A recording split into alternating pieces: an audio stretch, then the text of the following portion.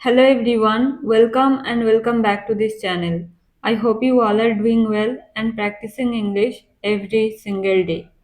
তো আজকের ভিডিওতে আমি আপনাদের সাথে শেয়ার করব 3 ধরনের অ্যাডভান্স ইংলিশ স্ট্রাকচারস যেগুলো আপনাদের ডেইলি লাইফে ইংলিশে কথা বলার জন্য অনেক ইউজফুল হবে।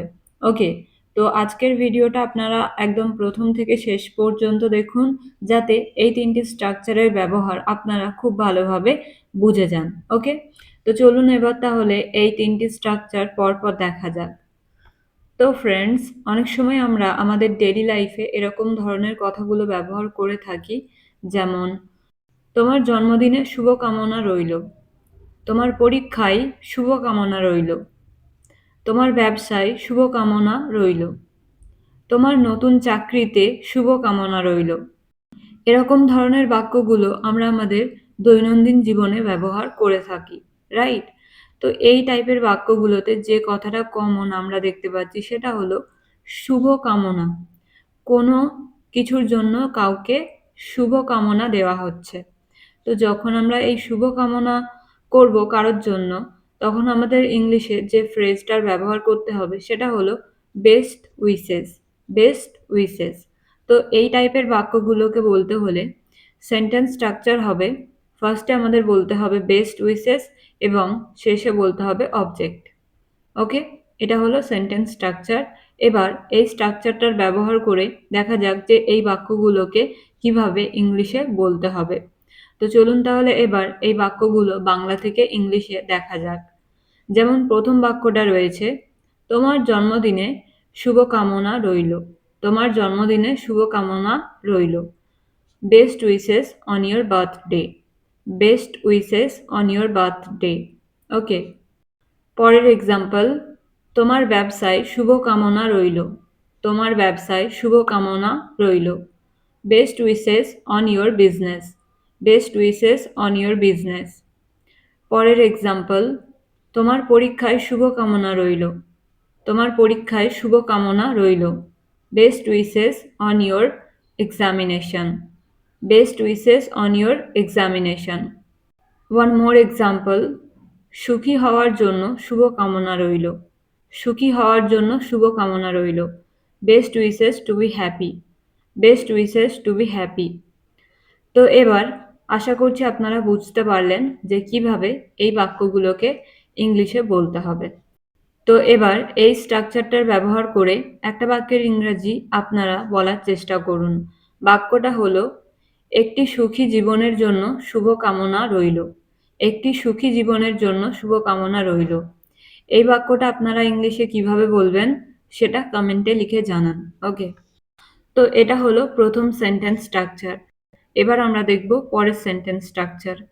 তো কখনো কখনো আবার আমরা এরকম ধরনের বাক্যগুলোও ব্যবহার করে থাকি আমাদের ডেইলি লাইফে, যেমন দয়া করে তুমি কি আমাকে পেনটা দেবে?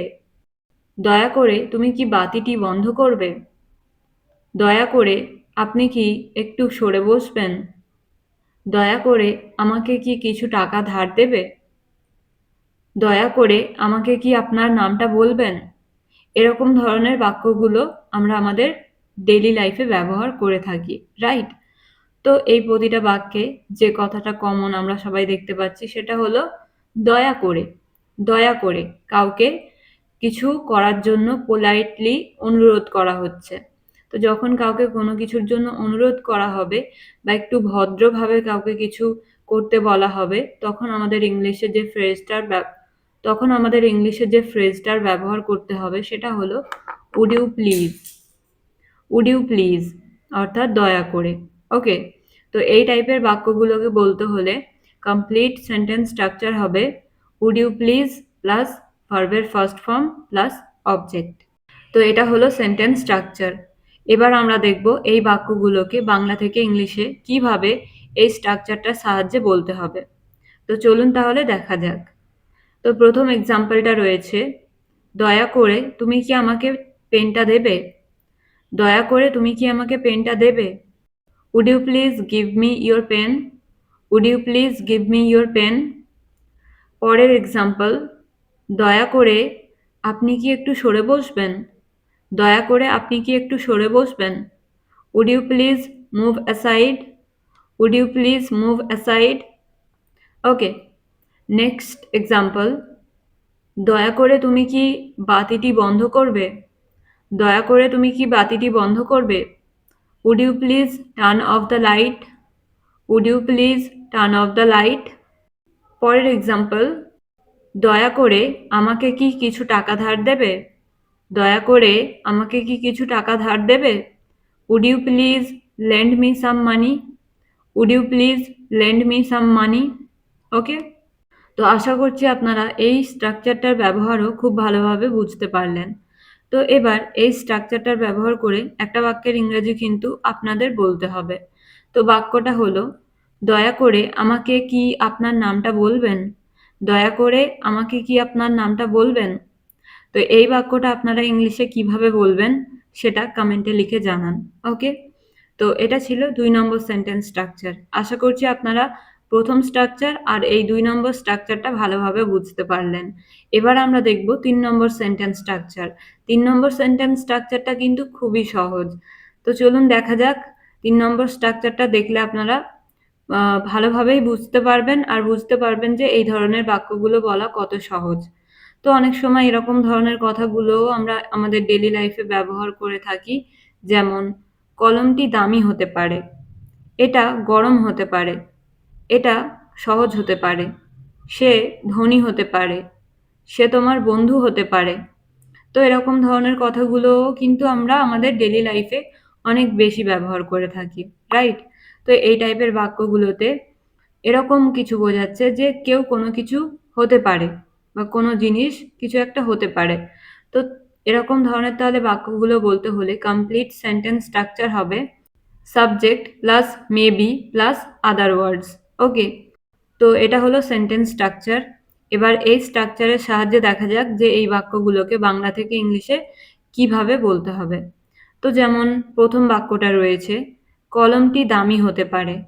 কলমটি দামি হতে পারে। The pen may be costly. The pen may be costly. So হতে পারে এই কথাটা বোঝাতে কিন্তু আমাদের এখানে ইংলিশে মে বি এই ফ্রেজটার ব্যবহার করতে হচ্ছে। পরের এক্সাম্পল, এটা সহজ হতে পারে। এটা সহজ হতে পারে। It may be easy. It may be easy. Next example, এটা গরম হতে পারে। This may be hot. This may be hot. পরের এক্সাম্পল, সে ধনী হতে পারে। He may be rich. He may be rich. One more example, সে তোমার বন্ধু হতে পারে। সে তোমার বন্ধু হতে পারে। She may be your friend. She may be your friend. Okay, তো ফ্রেন্ডস, আশা করছি আপনারা বুঝতে পারলেন যে এই টাইপের বাক্যগুলোকে কিভাবে বাংলা থেকে ইংলিশে বলতে হবে।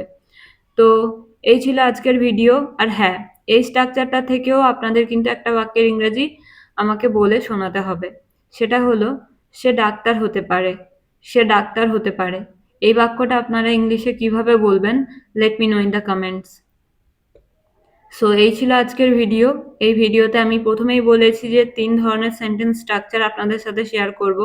তো অলরেডি আমি 3টি স্ট্রাকচার দেখালাম। আশা করছি আজকের ভিডিওটা আপনাদের জন্য অনেক বেশি ইউজফুল হবে। আর এবার আপনাদের কাজ হলো এই স্ট্রাকচারগুলো ব্যবহার করে আরও বেশি বেশি সেন্টেন্স নিজেরা বানিয়ে প্র্যাকটিস করার।